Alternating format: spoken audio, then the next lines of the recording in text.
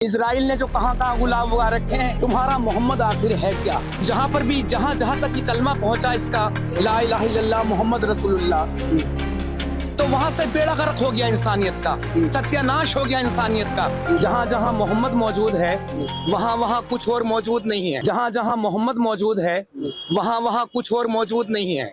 जहां भी मोहम्मद होगा वहां पे हर हर महादेव नहीं हो सकता, वहां पे जय श्री राम नहीं हो सकता, वहां पे जय काली माता नहीं हो सकता, वहां पे जय बजरंग बली नहीं हो सकता, वहां पे कोई ईसा नहीं हो सकता।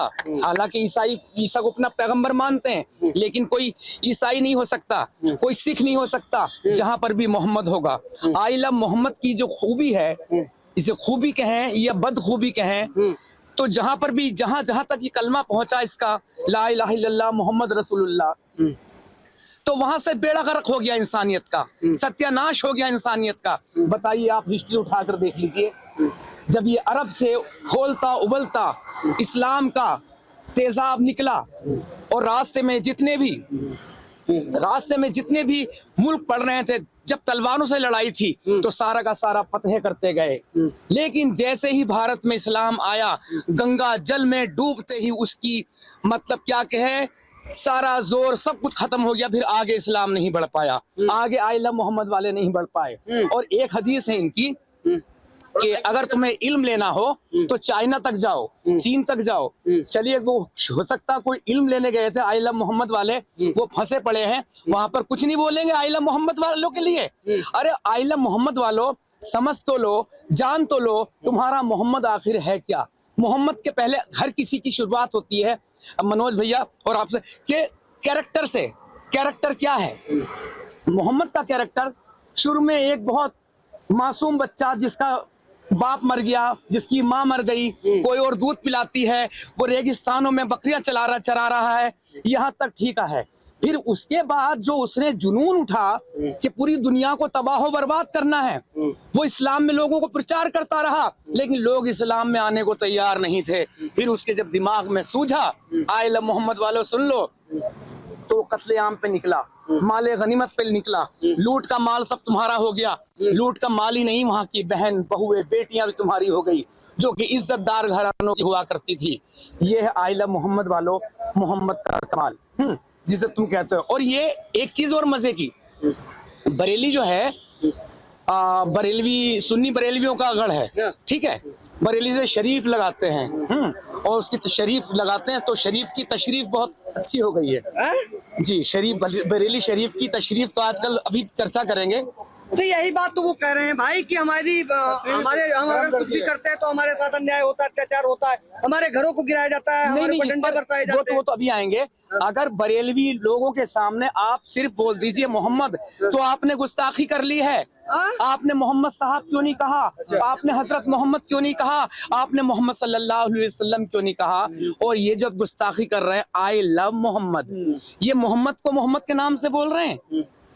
अब आप देखिए, वो एक गाना सुना था बचपन में मोगली का, जंगल जंगल पता चला है, क्या है वो, चड्डी पहन के फूल खिला है। लेकिन ये जो बरेली शरीफ की जो तशरीफ पे लाल लाल गुलाब उग रहे हैं, तो भाई साहब, और यही नहीं उग रहे, ये पूरे देश भर में ही उग रहे हैं। और देश यहाँ तो सिर्फ पिछड़ों पे गुलाब उगे हैं, इजराइल ने जो कहां कहां गुलाब उगा रखे हैं, इनके खून से ही गुलाब नसीज रखे हैं। मगर ये कौम ऐसी जाहिल कौम है, सुनने को समझने के लिए तैयार नहीं है।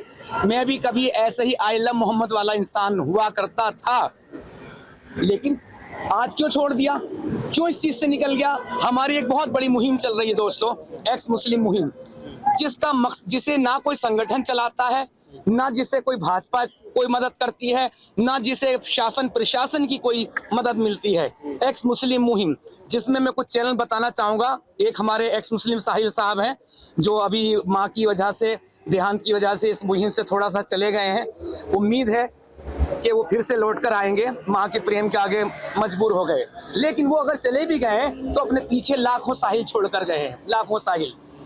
तो आप एक्स मुस्लिम साहिल को सुनिए, एक्स मुस्लिम एडम सीकर को सुनिए, एक्स मुस्लिम जफर हेरिटिक को सुनिए, सुल्तान हैरिस को सुनिए, ओवैस इकबाल को सुनिए, एक्स मुस्लिम कुरान वाला को सुनिए।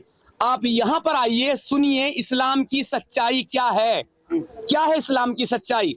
मैं भी जब लॉकडाउन पड़ा तो धीरे धीरे पढ़ रहा था इस्लाम को, दिल भी दुख रहा था। पेशे से एक राइटर, एक शायर हूँ, लेकिन सोचा कि यार मेरी सोच का तो कोई मिल ही नहीं रहा, तो मैं फिर इस्लाम में रह जाता हूँ। लेकिन बाद में पता चला मेरी सोच के 1450 साल से जितने भी आए, जितनों ने भी सर उठाए, सबके सर तन से जुदा कर दिए गए, सबके सर तन से जुदा कर दिए गए। लेकिन अब यह है इंटरनेट का दौर, इंटरनेट का दौर, तुम्हारे सामने तो होते नहीं है।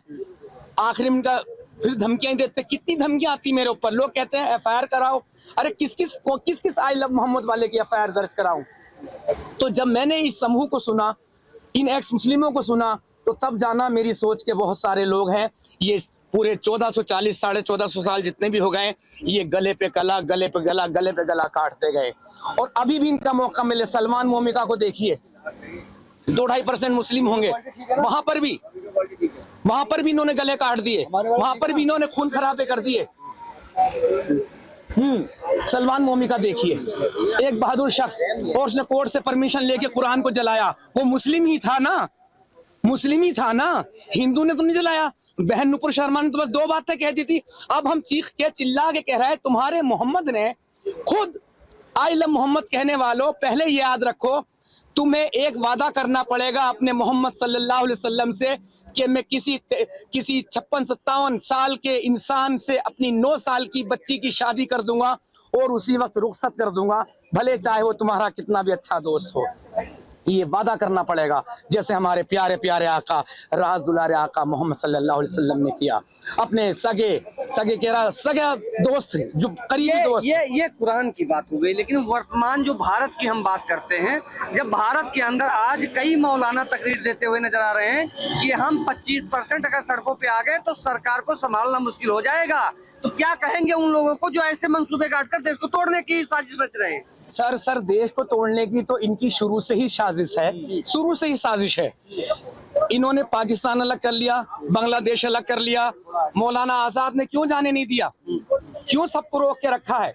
यहाँ पर रोक के रखा था कि लोगों के बंधे बिस्तर खुलवा दिए थे। अब तुम ये तो ले चुके हैं, अब तुम अगर चले गए तो हमारे भाइयों भारत में तुम कमजोर पड़ जाओगे। शिक्षा मंत्री पहले तो रोक के रखा, आज सीने पे मूंग दल रहे हैं और बढ़ते जा रहे हैं। अब आप देख लीजिए, जब मोदी जी हमारे आजादी का 75वां अमृत महोत्सव मनाते हैं, वो अमृत महोत्सव नहीं है मोदी जी, माफ करना, वो विश्व महोत्सव है। क्योंकि जब भारत से ये बात मैं बार बार अलग अलग जगह पर ही बोलता हूँ,